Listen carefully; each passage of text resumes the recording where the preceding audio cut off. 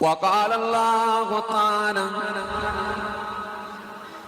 في كلامه المجيد والفرقان الحميد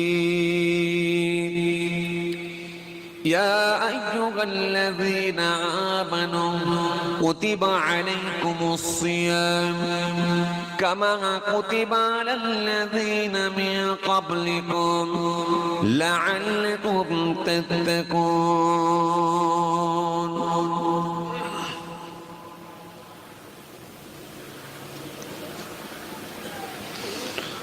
وقال النبي صلى الله عليه وسلم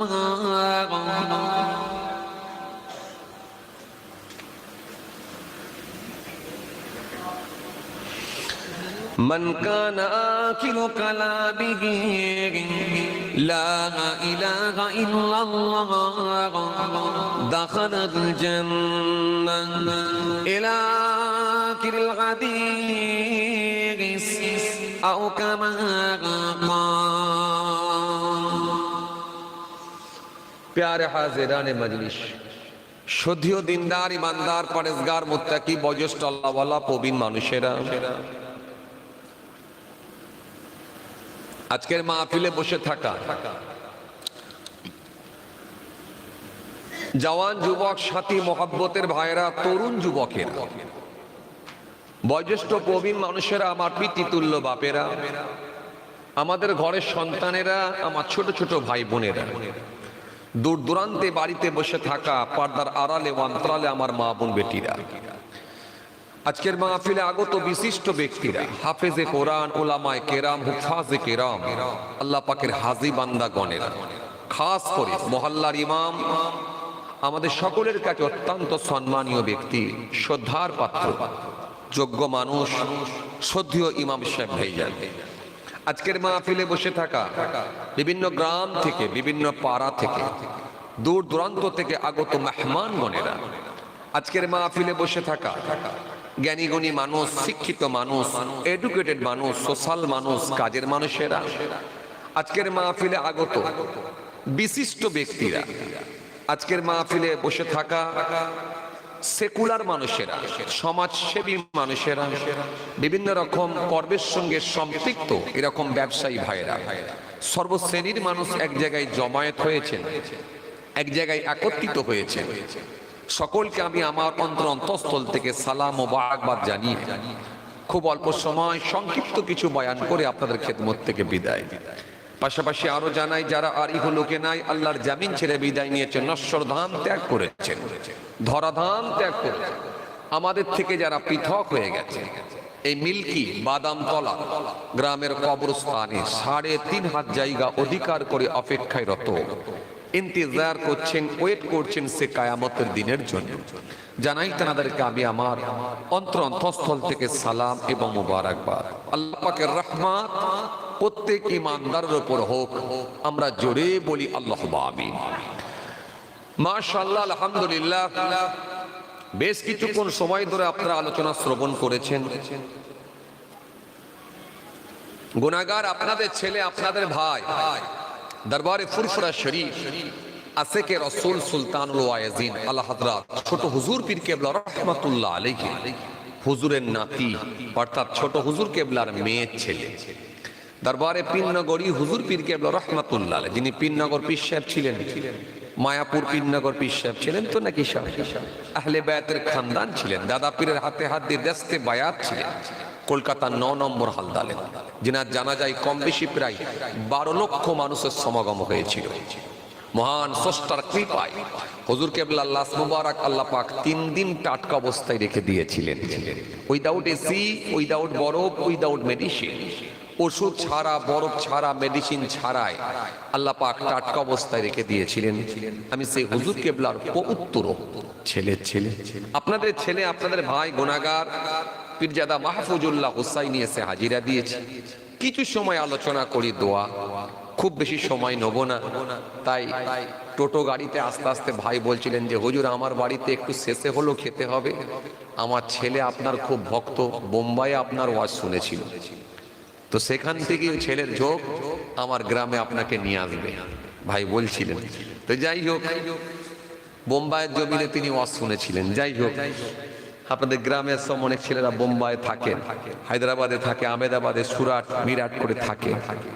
আল্লাহ বিভিন্ন স্টেট, বিভিন্ন রাজ্যে তো আল্লাহ নিয়ে যায় আপনাদের দোয়ায়। তো যাই হোক, অল্প সময় সংক্ষিপ্ত কিছু আলোচনা করব, খুব বেশি সময় নয়। একেবারে সাবজেক্টের উপরে, টপিকের উপরে কিছু সময় আলোচনা, যেহেতু সামনে আসছে রমজানুল মুবারক, হাতে গোনা আর কয়েকদিন, একেবারে হাতে গোনা, রোজা একেবারে দোরগোড়ায়, আর মাত্র কয়েকদিন। এই জন্য রাসূলুল্লাহ সাল্লাল্লাহু আলাইহি ওয়াসাল্লাম ঠিক ঈদের আগে একটু ঈদের ওয়াজটা করে দিতেন, রোজার আগে একটু রোজার ওয়াজ, কুরবানির আগে একটু কুরবানির ওয়াজ, শাবে বরাতের আগে একটু শাবে বরাত নিয়ে ওয়াজ, ফাতিহা দোয়াজদাম নিয়ে, ফাতিহা ইয়াজদাম নিয়ে একটু ওয়াজ। এগুলো করলে কি হয়, একটু আমাদের মানে একটু ঝালাই দেওয়া হয় আর কি, একটু আমাদের চাঙ্গা করে দেওয়া হয়, যাতে করে আমাদের স্পিরিটটা একটু বেড়ে যাবে, আমাদের গতিটা একটু বেড়ে যাবে। আলহামদুলিল্লাহ সব আপনারা ধার্মিক মানুষ, তবু এগুলো দিলে কি হয়, একটু আমাদের মনোবলটা বেড়ে যায়, একটু চাঙ্গা হয়ে যায়। একটু চাঙ্গা করে দেওয়ার জন্যই ওয়াজ, অন্য কিছু নাই। তো আলহামদুলিল্লাহ যথেষ্ট আপনারা ধার্মিক, যথেষ্ট আপনারা দিনের সঙ্গে সম্পৃক্ত, যথেষ্ট আপনাদের মধ্যে দিনী কালচার আছে। খুব বেশি যে আলোচনা করতে হবে এমনটা নয়, ভালোবেসে নিয়ে এসেছেন, অল্প সময় সংক্ষিপ্ত কিছু আলোচনা করে বিদায়। চলুন আলোচনা একটু আগিয়ে যাই, ভূমিকায় লম্বা নয়, আস্তে আস্তে সাবজেক্টের দিকে আগিয়ে যাই। মনে রাখবেন আল্লাহ রাব্বুল আলামিন কতগুলো কাজ ফরজ করে দিয়েছেন। একটা ইমানদার মোমেন মুসলমান হিসাবে আপনাকে ফরজ, ওয়াজিব এবং সুন্নতে মুআক্কাদা, এই তিনটের গুরুত্ব আপনাকে দিতেই হবে, এই তিনটের মান্যতা আপনাকে দিতেই হবে, নাহলে কিন্তু আল্লাহর কাছে কোনো রেহাই নাই। তার মধ্যে একটা ফরজ ইবাদত, ফরজ কাজ, সেটা হলো সামনে আসছে রমজানুল মুবারক, রোজা। রোজা রোজা এমন একটা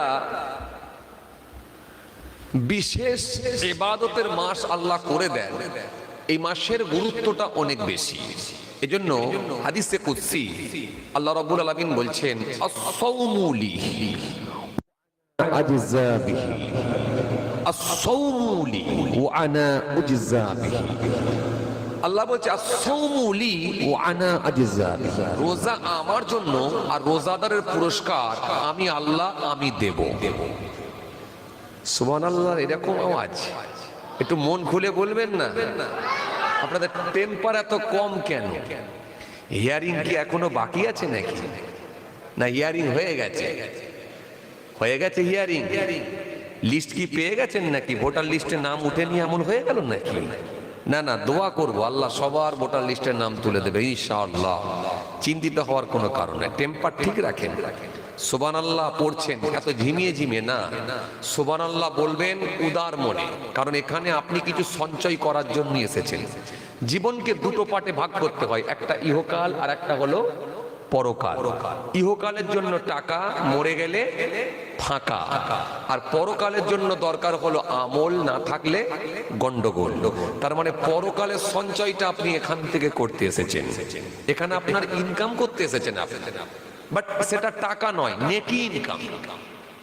আমরা টাকা ইনকাম করতে গেলে যতটা আমরা সতেজ থাকি, যতটা চাঙ্গা থাকি, যতটা আমাদের মনোবল ঠিক থাকে, ঠিক নেকি ইনকাম করতে গেলে সেরকমই চাঙ্গা থাকতে হবে, মনোবলটা সেরকমই রাখতে হবে, স্পিডটা সেরকমই রাখতে হবে। তবে তো আল্লাহ রাব্বুল আলামিন ভালোবেসে আমাদেরকে সওয়াবের হকদার করবেন। একবার সুবহানাল্লাহ বললে 10টা নেকি আল্লাহ দিয়ে দেয়। আল্লাহ নামের তাসবিহগুলো পড়লে নিশ্চিতভাবে আল্লাহ আমাদেরকে সওয়াবের হকদার করে। একবার দরুদ শরীফ পড়লে 10টা রহমত, 10টা করুণা আল্লাহ বর্ষণ করে। মান সাল্লা আলাইয়া ওয়াহিদাতান সাল্লাল্লাহু আলাইহি আশারা, যে ব্যক্তি আমার উপর একবার দরুদ শরীফ পড়ে, নবী বলছেন তার উপর আল্লাহ 10টা করুণা, 10টা রহমত আল্লাহ বর্ষণ করে থাকে। তাহলে আমরা সুবহানাল্লাহ পড়বো, মন খুলে পড়বো। কথা বুঝে আসছে? চলুন যে কথা আপনাদের বুঝাতে চাইছিলাম, তাকান, খেয়াল করে। হাদিসে কুদসি আল্লাহ রাব্বুল আলামিন বলছেন, আস-সাওমু লি, রোজা আমার জন্য, রোজা আমার জন্য। আল্লাহ কিন্তু কোন জায়গায় বলেননি আয-যাকাতুলি, এটা বলেননি। আল্লাহ বলেননি আস-সলাতুলি, এটা বলেননি। সলাত আমার জন্য, নামাজ আমার জন্য, এটা আল্লাহ বলেননি। যাকাত আমার জন্য, এটা আমার আল্লাহ বলেননি। বরং আল্লাহ বলছে আস-সাওমুলি, রোজা আমার জন্য। তার মানে রোজা যে রাখবে সে একমাত্র আল্লাহর সন্তুষ্টির জন্যই রাখবে। কিছু এমন ইবাদত আছে, ভালো কাজ আছে যেগুলো দেখিয়ে করা সম্ভব হয়। যেমন যেমন কুরবানিতে একটা বড় মাপের গরু দেয় লোক, দেখবেন খুব বড় মাপের চাঙ্গা গরু, ৭৩,০০০ টাকা দিয়ে কিনে নিয়ে এসেছে। এক ওয়াক্ত নামাজ পড়ে না, কিন্তু ৭৩,০০০ টাকার গরু পুরো দেখিয়ে দিল এলাকার মানুষকে যে আমি পারি। কথা বলছেন না কেন? ৭৩,০০০-এর গরু, তার মানে দেখিয়ে ইবাদত, দেখিয়ে ভালো কাজ, দেখিয়ে ভালো কাজ। জানাজার নামাজ পড়তে যাই অনেকে দেখবে কোনোদিন জোহর আসর মাগরিব এশা পড়েন, কিন্তু চাপে পড়ে মাঝে মধ্যে দেখবেন মসজিদে ঢুকে যায়, লোকে দেখে দেখে হলেও নামাজটা পড়তে যায়। কেন? জানাজা পড়তে এসেছি। গোটা ময়দানের লোক যখন, গোটা মাঠের লোক যখন মসজিদে গিয়ে নামাজ পড়ছে, আর আমি একা দাঁড়িয়ে রাখলে একটা দেখতে দৃষ্টিকটুর, একটা দেখতে খারাপ লাগে। এই দেখতে খারাপ লাগে মনে করে ও উজু করে ওই নামাজিদের সঙ্গে ভেতরে ঢুকে গিয়ে নামাজ পড়ে। বাট ও জানে না পাশের লোকটা দেখে দেখে মারছে, কোন দিকে তাকাতে হয় তা জানে না, মাঝে মাঝে এদিক ওদিক দেখে ফেলছে, কিন্তু চালাচ্ছে। তার মানে এগুলো দেখিয়ে। তাহলে কিছু ইবাদত আছে, জুম্মার দিনে দেখবেন জুমার নামাজ পড়তে যায়, সুন্নত নামাজ পড়ে না, তাহিয়াতুল উযু পড়ে না, দখলাল মসজিদ পড়ে না, কাবলাল জুম্মা পড়ে না, বাদাল জুম্মা পড়ে না, আখিরি জোহর পড়ে না, সুন্নত পড়ে না, নফল পড়ে না, কিন্তু ২ রাকাত নামাজ পড়ার জন্য মসজিদে ঢোকে। হ্যাঁ না, কিছু বলেন না রে বাবা? দেখ, তাহলে এগুলো হচ্ছে চাপে পড়ে করে, এগুলো শুধুমাত্র ফর্মালিটি মেনটেন করার জন্য যায়, শুধুমাত্র দেখিয়ে পড়ে। তার মানে কিছু ইবাদত আছে যেগুলো দেখিয়ে করা সম্ভব হয়। যেমন দেখবেন কিছু দান করে, দেখবেন ২০টা কাপড় বিলি করে, কি ৫০টা কাপড় বিলি করবে চাঁদ রাতে, দিনের বেলা, রাতে চাঁদ হবে, চাঁদ রাত, দিনের বেলা কাপড় বিতরণ হচ্ছে। এই কাপড় বিতরণ করবে, ৫০টা কাপড় বিলি করতে গেলে দেখা যাচ্ছে ১৫টা ক্যামেরাম্যানকে ভাড়া করে নিয়ে এসেছে, লিসে ভালো করে ছবি টবি তুলে, বেশ বাঁকিয়ে বুকিয়ে কাট করে ছবি টবি তুলে কাপড় দিয়ে ছেড়ে দিল, দিয়ে দেখিয়ে দিল যে আমি কাপড় দিতে পারি। তার মানে কাপড় দেওয়া হয়ে গেল, বিতরণ করলো। হ্যাঁ, কথা বুঝতে পারছেন না? তাহলে দেখিয়ে কিছু ভালো কাজ হয়। কিন্তু আল্লাহ এই জন্য বলছেন আস-সাওমুলি, রোজাটা এমন একটা ইবাদত, এটা দেখিয়ে কেউ পারবে না। যে একমাত্র আমাকে ভালোবাসবে সেই উপোস থাকবে, না খেয়ে রোজা রাখবে। কারণ একটা পাগলও কিন্তু না খেয়ে থাকে না। এই না খেয়ে থাকার জায়গায় কিন্তু কেউ নেই। ছবি তুলে কাপড় দিব, ঠিক আছে, পয়সা আছে ৭৩,০০০ টাকার গরু কিনে কুরবানি দেবো, ঠিক আছে, এগুলো পারবো। হ্যাঁ, লটারির টিকিট কেটে অনেক বড় লোক হয়েছি, সুদের টাকায় বড় লোক হয়ে গেছি, ২ বার হজ করে চলে আসবো, ঠিক আছে, দেখিয়ে দেবো।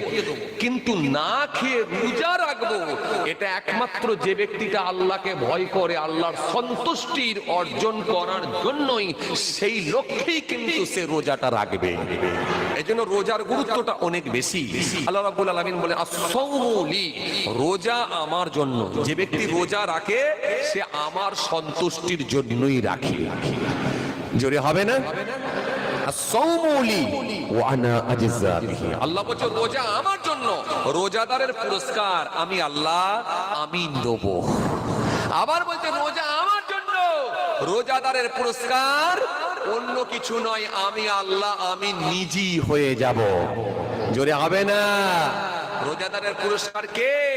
আল্লাহ বলছে আমি নিজে। আর কি চাও বান্দা, গোলাম, আর কি চাও? আমি আল্লাহ বলছি আমি তোমাদের জন্য পুরস্কার, আমি পুরস্কার হয়ে যাব। এজন্য রোজার গুরুত্বটা অনেক বেশি। রমজান এসেছে রামদুন থেকে, রে মিম দোয়া, রাম ধাতু থেকে উৎপত্তি, যার অর্থ হলো জ্বালিয়ে দেওয়া, পুড়িয়ে দেওয়া, ভস্ম করে দেওয়া, একেবারে ধূলিসাৎ করে দেওয়া। ইমানদার যদি একটা মাস ঠিকঠাক ভাবে রোজা পালন করে, রোজা রাখে, আল্লাহ ইচ্ছা করলে তার পূর্বের গুনাহগুলোকে সব পুড়িয়ে ভস্ম করে দিয়ে তাকে মাসুম বানিয়ে দেয়। জোরে হবে না? আরো জোরে হয় না? এজন্য রোজার গুরুত্বটা অনেক বেশি। হে তরুণিয়া নওজোয়ান যুবকেরা,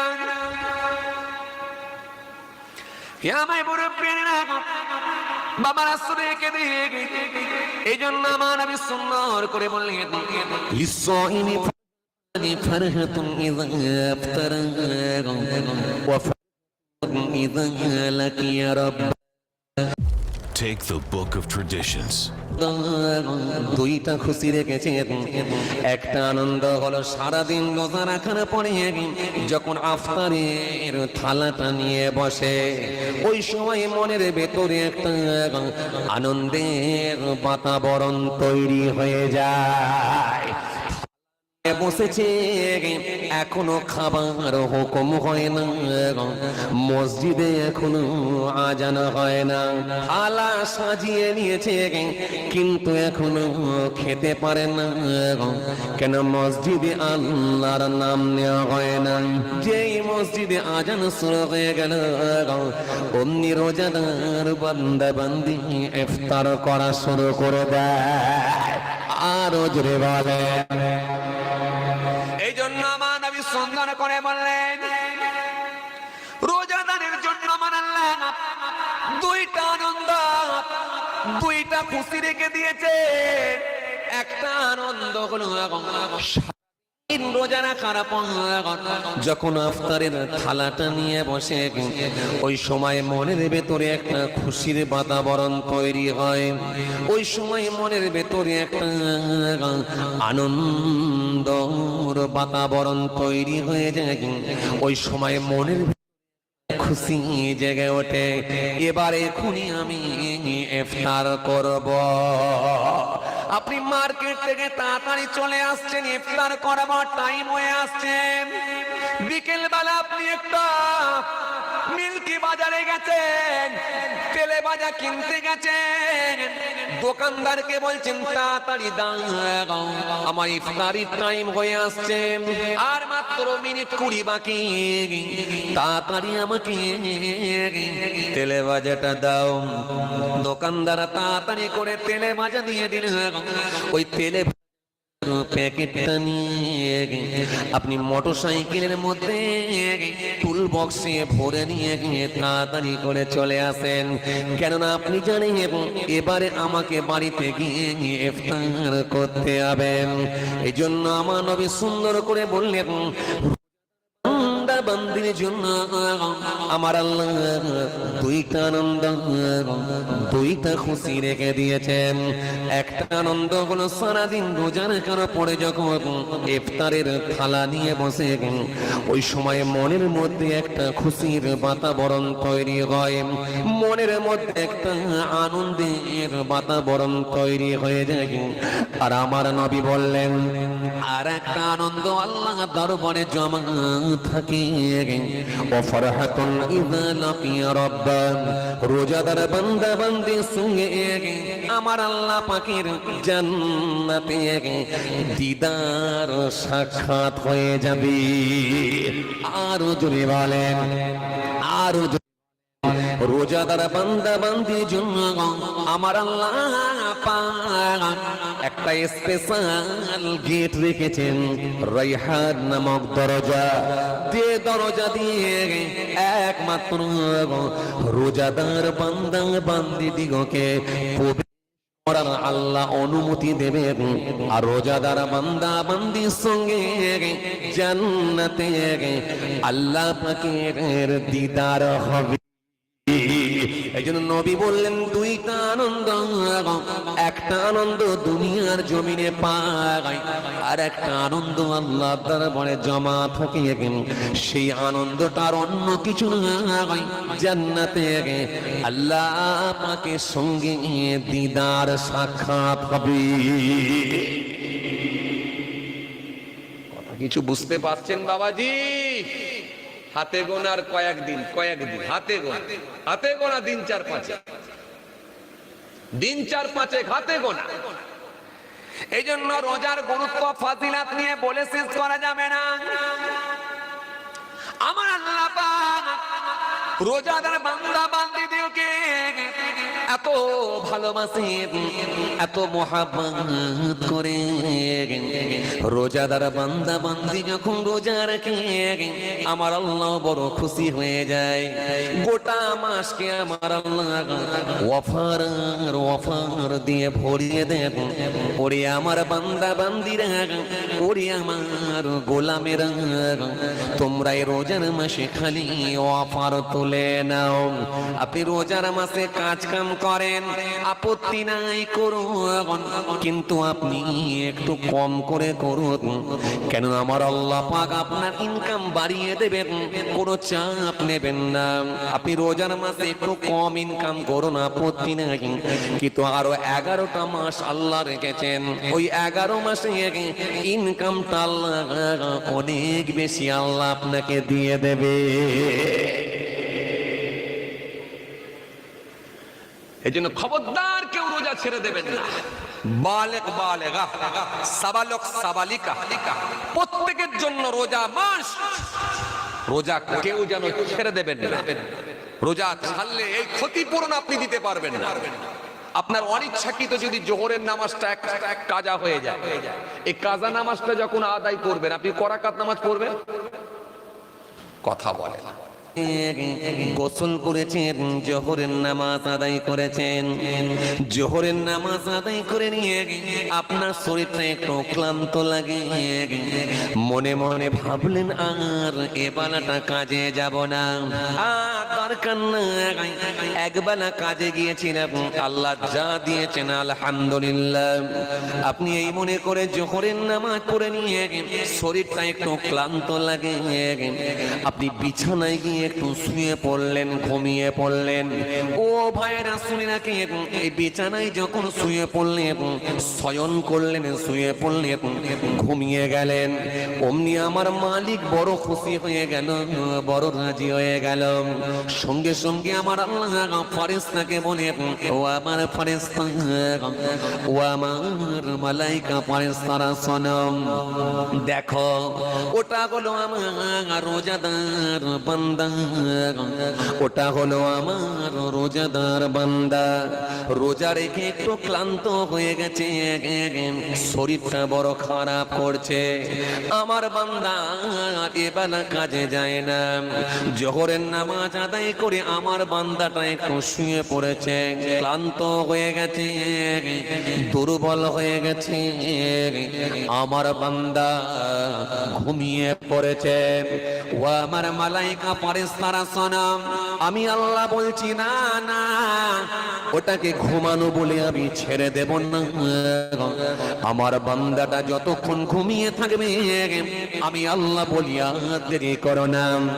আমার বান্দা যতক্ষণ শুয়ে থাকবে ওর ঘুমানোটাকেও আমি আল্লাহ খুশি হয়ে গিয়ে সুবহানাল্লাহ সুবহানাল্লাহ সুবহানাল্লাহ বলে তাসবিহ পড়ার ওর নেকির খাতায় লিখে দাও। বান্দা যতক্ষণ ঘুমিয়ে থাকবে সওয়াব কিন্তু চলতেই থাকবে, তখন ঘুমিয়ে থাকবে ওই বান্দার সওয়াব কিন্তু নেকি কিন্তু চলতেই থাকবে। এই আল্লাহ একমাত্র রমজান মাসে দেয়। আপনাকে এই ফেসিলিটি দেবে না, আপনি যেখানে কাজ করেন আপনার মনিব আপনাকে ফেসিলিটি দেবে না, আপনার কারখানার মালিক আপনাকে ফেসিলিটি দেবে না, কিন্তু আমার মালিক আপনাকে এত ফেসিলিটি দেন, আপনি ঘুমিয়ে থাকলে আল্লাহ সেখানেও তাসবিহ পড়ার সওয়াব লিখে দিয়ে থাকেন। এই মাসে আপনি যদি একটা নফল ইবাদত করেন আমার আল্লাহ খুশি হয়ে গিয়ে রাজি হয়ে গিয়ে ফরজের সমতুল্য সওয়াব আল্লাহ দিয়ে দেয়। এই মাসে যদি কেউ একটা ফরজ ইবাদত করে আমার আল্লাহ খুশি হয়ে গিয়ে রাজি হয়ে গিয়ে অন্য মাসের 70টা ফরজের সমতুল্য সওয়াব আল্লাহ দিয়ে থাকে। পুরো মাস অফার আর অফার। পূর্বেও ছিল, এই জন্য আল্লাহ বলেন পূর্বেও মানুষেরা রোজা রাখতো, তাদের উপরও ফরজও ছিল। উদ্দেশ্য একটাই, কি লাআল্লাকুম তাত্তাকুন, যাতে করে তারা মুত্তাকি, পরেজগার, খোদাভীরু, ত্রুটি মুক্ত, ময়লা মুক্ত হতে পারে। এই ত্রুটি মুক্ত বানানোর জন্য, খোদাভীরু বানানোর জন্য আমি আল্লাহ বলেছি রোজা রাখো। জোরে বলবেন না? রোজা রাখলে কি হয়? মন পবিত্র হয়। রোজা রাখলে কি হয়? শরীরে সুস্থ থাকে। রোজা রাখলে কি হয়? তার মানসিকতা চেঞ্জ হয়ে যায়। রোজা রাখলে কি হয়? আল্লাহর সঙ্গে কানেকশন তৈরি হয়। রোজা হলো আত্মশুদ্ধির মাস, রোজা হলো জিকিরের মাস, রোজা হলো তপস্যার মাস, রোজা হলো মহান স্রষ্টার সঙ্গে কানেকশন, ট্রানজাকশন তৈরি করার মাস, রোজা হলো তার হাবিবুল্লাহর সঙ্গে সম্পর্ক তৈরি করার মাস। সেটা হলো রমজানুল মুবারক, রোজার মাস। এই রোজা রাখলে কি হবে? লাআল্লাকুম তাত্তাকুন, তোমরা মুত্তাকি, পরেজগার, খোদাভীরু হবে। জোরে বলতে পারেন না? আপনাকে আমি একটা মিসাল দিই, আপনি খুব ভালো বুঝতে পারবেন। অন্য মাসে দেখবেন অনেক যুবক ছেলেরা দেখবেন কারখানায় গান বাজায়, কথা বলে না, অল্প বয়স তো, হাঁচি হচ্ছে, মাথাটা একটু টিপ টিপ করে লাগছে। রোজা ছাড়ার কোনো লাইন নাই। রোজা ছাড়বে কে? একটা ইমানদার ডক্টর, ধার্মিক ডক্টর, যে রোজার গুরুত্ব বোঝে, যে রোজার গুরুত্ব জানে।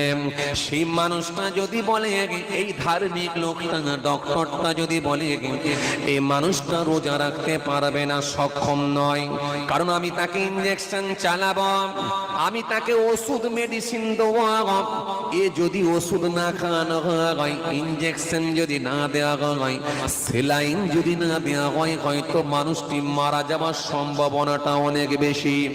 একটা ধার্মিক ইমানদার ডক্টর যে রোজার গুরুত্ব বোঝে, সে যদি বলে রোজা রাখতে অক্ষম, তখন তার জন্য রোজাটা ছাড় আছে। কিন্তু পরে আবার সুস্থ হয়ে গিয়ে, স্বাভাবিক হয়ে গিয়ে যে কটা রোজা ছাড়বে, সে কটা রোজা গণনা করে রেখে দেবে।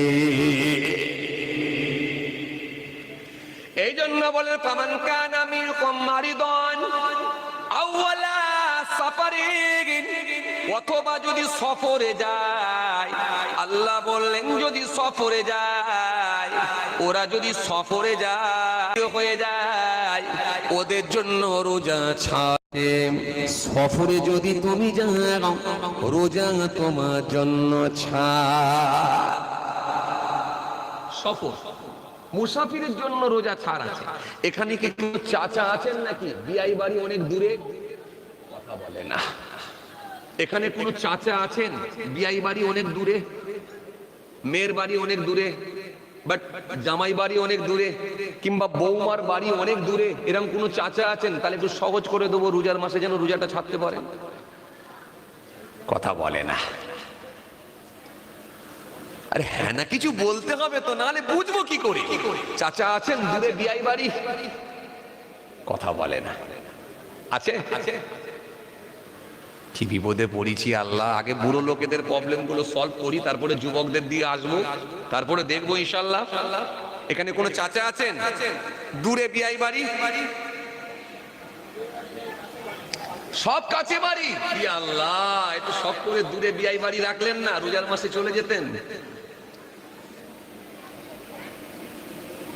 রোজার মাসে চলে যেতেন। হ্যাঁ, বিয়াইরা আপনার কথা বলছি। যারা এখান থেকে যারা দূরে বিয়াই বাড়ি আছে, যদি চলে যায়, আপনার জন্য মশলা দিচ্ছি। বিয়ায়ের কথা টানিনি, বিয়াই যদি আবার আপনার বাড়ি চলে আসে, তখন বিয়াই। এখন আপনাকে নিয়ে আমি ভাবছি, কারণ দূরে যদি আপনার বিয়াই বাড়ি হয়, আপনি যদি মুসাফিরের খাতায় যদি আপনার নামটা এন্ট্রি হয়ে যায়, মুসাফির বলে যদি আল্লাহর দরবারে গণ্য হন, তাহলে আল্লাহ আপনার জন্য রোজা ছাড় দিয়েছেন। কথা বলে না, সুবহানাল্লাহ বলবেন না? ফামান কানা মিনকুম মারিদান আও আলা সাফারিন, সফরে যদি যায়, তার জন্য রোজা ছাড়। আল্লাহু আকবার। যে বিয়াই বাড়ি অনেক দূর, চলে গেছে, মুসাফিরের খাতায় আপনার নাম উঠেছে, তাহলে আপনি রোজা ছাড়তে পারবেন। আচ্ছা, এবার একটা কথা বলি, কত কিলোমিটার গেলে আপনি মুসাফির বলে গণ্য হবেন?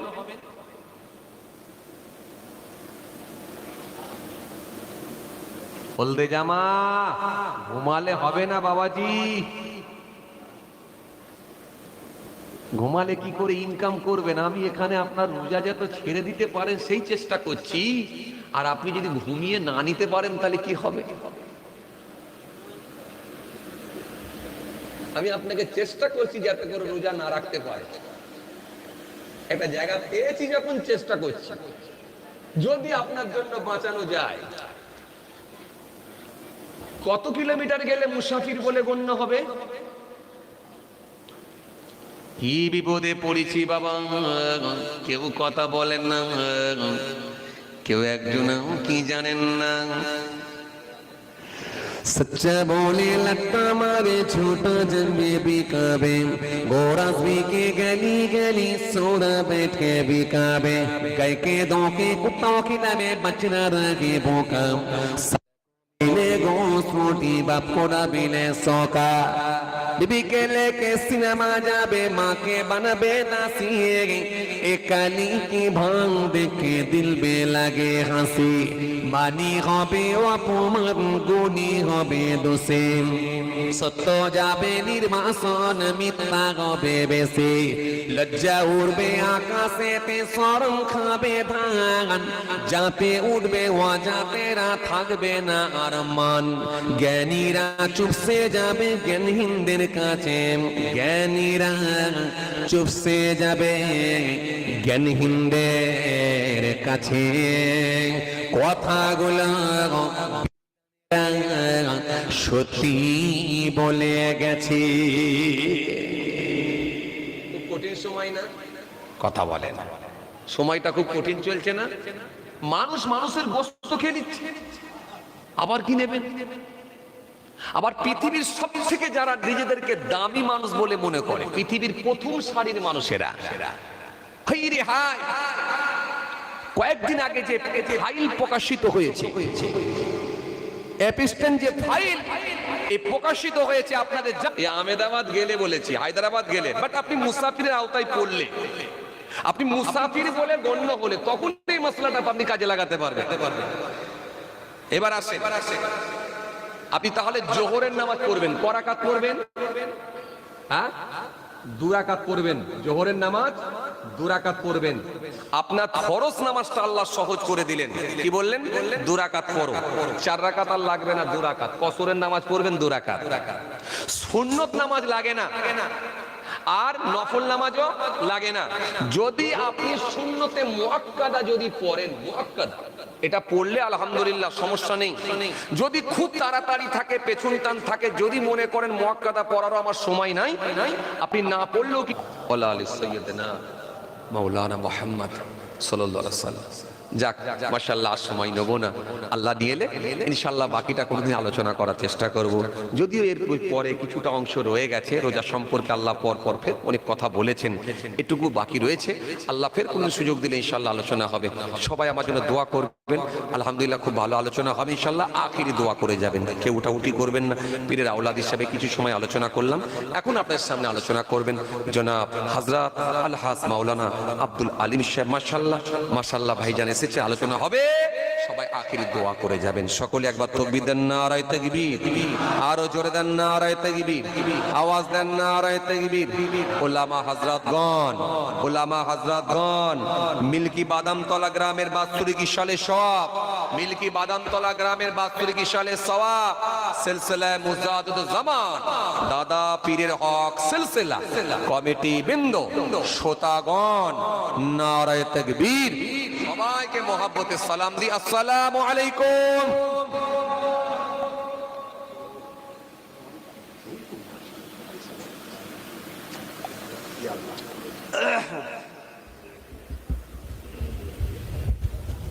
আসেন সকলে একটু নবীর শানে সালাতু সালাম পড়িয়া নবী। যারা বাইরে আছেন ভিতরে আসেন।